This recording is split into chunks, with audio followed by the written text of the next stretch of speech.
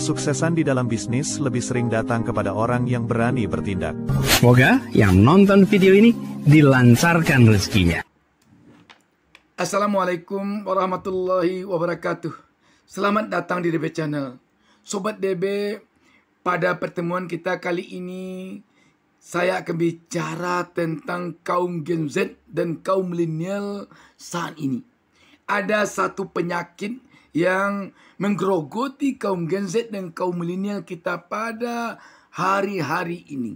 Penyakitnya adalah penyakit muak. Kaum Gen Z dan kaum milenial kita sekarang ini sangat mudah terjangkit penyakit muak. Mereka begitu bekerja di tempat kerjanya, dia cepat muak. Kemuakan mereka di tempat kerja mereka itu menyebabkan mereka tiap sebentar mau berpindah-pindah tempat kerja. Dan begitu muak di tempat kerja yang satu, pindah ke tempat kerja yang lain. Begitu muak di tempat kerja yang lain, pindah lagi ke tempat kerja yang lain. Kemuakan mereka itu kadang-kadang tidak beralasan. Begitu sedikit ada persoalan di tempat kerjanya, lantas mau pindah ke tempat kerja lain. Begitu ada persoalan sedikit mungkin saja dengan atasan, atau juga mungkin hanya dengan sesama teman di lingkungan kerjanya saja ada sedikit persoalan, mereka langsung resign, langsung keluar, langsung pindah ke tempat yang lain. Sobat DB, penyakit muak ini kalau tidak segera diobati akan membuat generasi muda kita, baik yang tergabung di dalam Gen Z atau generasi muda yang lebih muda, maupun yang tergabung dalam kaum milenial, generasi muda kita yang sedikit lebih tinggi usianya dibandingkan kaum Gen Z, maka akan membuat perekonomian kita nanti terjebak kepada perekonomian yang stagnan. Dan bisa jadi pertumbuhan perekonomian bangsa ini akan turun dibuatnya. Kenapa? Mereka yang di usia kerja ini, mereka tidak bekerja dengan serius. Sobat DB, apa sesungguhnya yang melatar belakangi kaum Gen Z dan kaum milenial kita terjebak kepada penyakit muak ini? Tampaknya Sobat DB, banyak hal yang menyebabkan mereka terjebak kepada dihinggapi penyakit muak ini. Antara lain, penyakit muak ini menghinggapi generasi muda kita bisa jadi karena ketika mereka berada di bangku pendidikan, mereka tidak pernah kena marah oleh gurunya. Dengan adanya undang-undang pendidikan sekarang, guru tidak boleh lagi memarahi murid-muridnya. Kalau guru memarahi muridnya, guru bisa masuk kandang si tumbin, guru bisa menghuni jeruji besi, guru bisa ditahan. Sobat DB, baru saja kita menyaksikan seorang guru honor ditahan karena orang tua dari seorang murid yang dimarahi oleh guru honor ini melapor kepada polisi. Kebetulan orang tua murid ini juga seorang anggota Polri. Betapa memiriskannya Sobat DB, gara-gara seorang murid dimarahi karena kesalahannya oleh seorang guru. Gurunya masuk tahanan.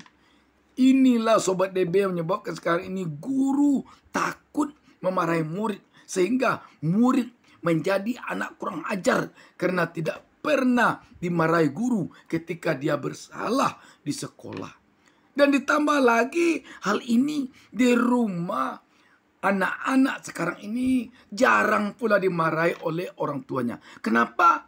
Pertama, karena orang tuanya berprinsip anak-anak tidak boleh dikasari.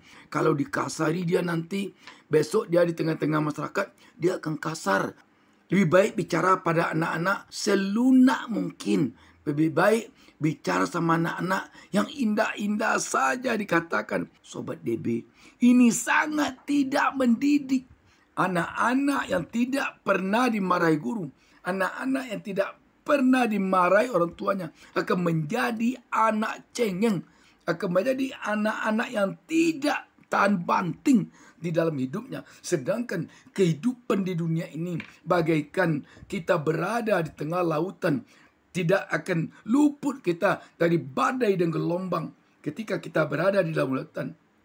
Demikian pula tidak akan luput seorang manusia ditimpa kesulitan dan kesusahan ketika dia nanti berada di tengah-tengah masyarakat setelah lepas dari orang tuanya. Mungkin lepas dari orang tuanya karena mereka sudah menikah, karena mereka sudah dewasa, dan mungkin juga lepas dari orang tuanya karena orang tuanya sudah meninggal dunia.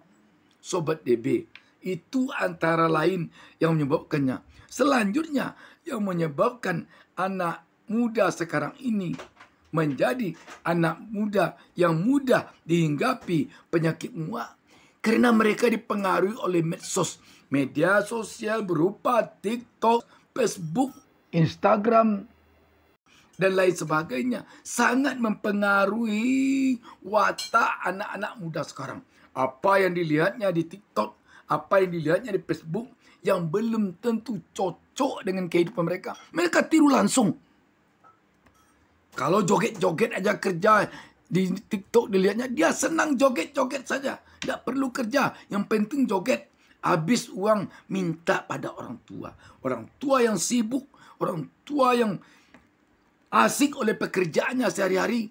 Daripada anaknya memusingkan kepalanya, kasih uang.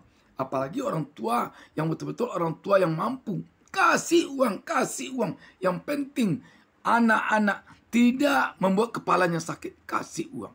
Sobat DB, kalau generasi ini yang tumbuh dan berkembang di negeri ini, maka Sobat DB, kita yakin negeri ini nanti akan ambruk perekonomiannya.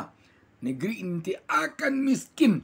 Karena itu, mungkin perlu undang-undang pendidikan yang melarang guru memarahi murid ini ditinjau ulang.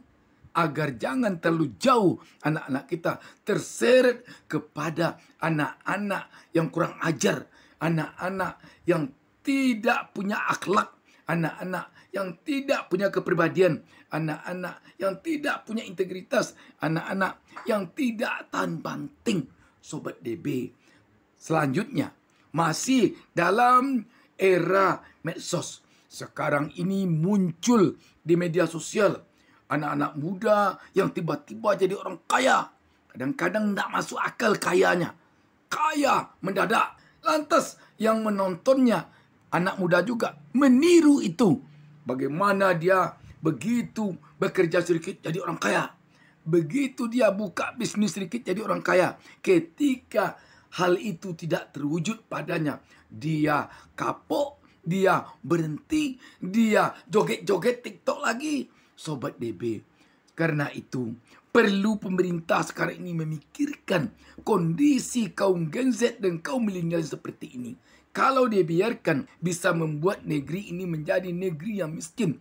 Kita nanti akan bagaikan ayam mati di lumbung padi, itik mati di dalam air.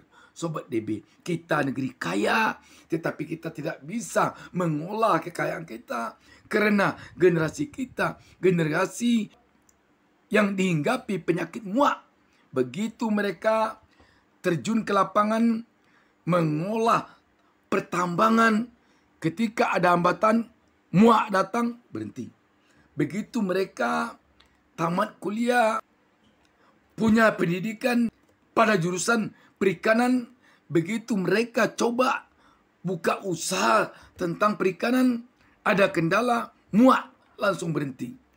Ketika mereka menamatkan pendidikan di bidang pertanian, begitu mereka terjun ke lapangan, mencoba berusaha sesuai dengan ilmu yang dipelajarinya, datang kendala, muak, langsung berhenti.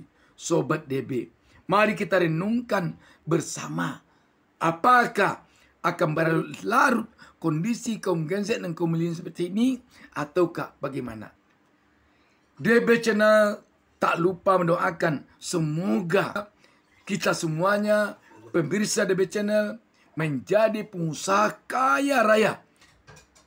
DB Channel tetap memohon kepada pemirsa agar berkenan melakukan subscribe terhadap channel kita ini agar bisa berkembang, agar bisa secara rutin menemui Sobat DB ke layar-layar handphone Sobat DB.